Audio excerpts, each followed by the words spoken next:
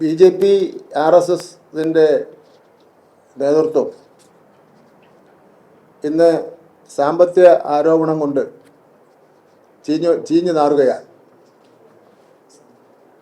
എല്ലാ തെരഞ്ഞെടുപ്പുകളിലും ഫണ്ട് വിനിയോഗത്തെ സംബന്ധിച്ചിടത്തോളം BJPക്കെതിരായി അവരുടെ പാർട്ടിയിൽ നിന്ന് തന്നെ ആക്ഷേപങ്ങളും ആരോപണങ്ങളും ഉയർന്നു വരാറുണ്ട്.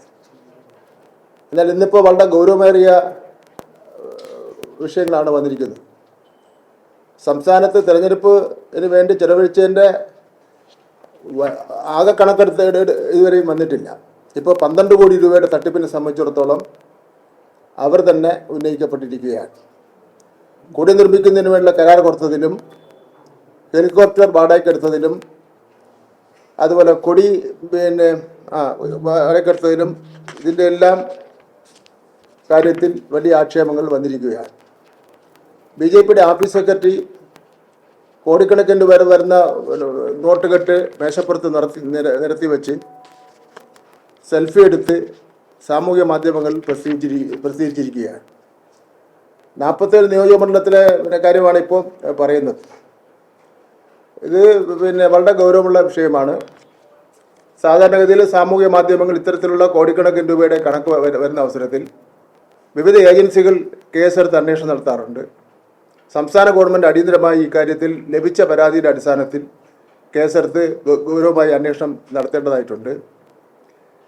ഈ കാര്യങ്ങൾ കൈകാര്യം ചെയ്ത വ്യക്തി തന്നെ അവർ നടത്തിയ കാര്യങ്ങളെ സംബന്ധിച്ചിടത്തോളം വ്യക്തമാക്കിയിട്ടുണ്ട്.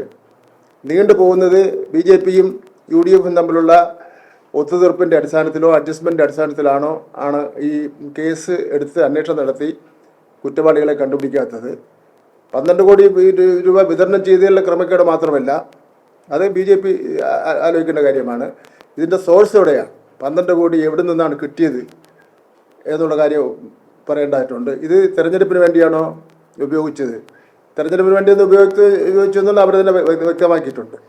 അപ്പോൾ എല്ലാ നിലയിലും ദേശീയ അടിസ്ഥാനത്തിലും സംസ്ഥാന അടിസ്ഥാനത്തിലും സാമ്പത്തിക തിരിമറികളുടെയും അഴിമതികളുടെയും പേരിൽ BJP RSS നേതൃത്വം മറുപടി പറയുന്നതിന് വേണ്ടി കഴിയുന്നില്ല.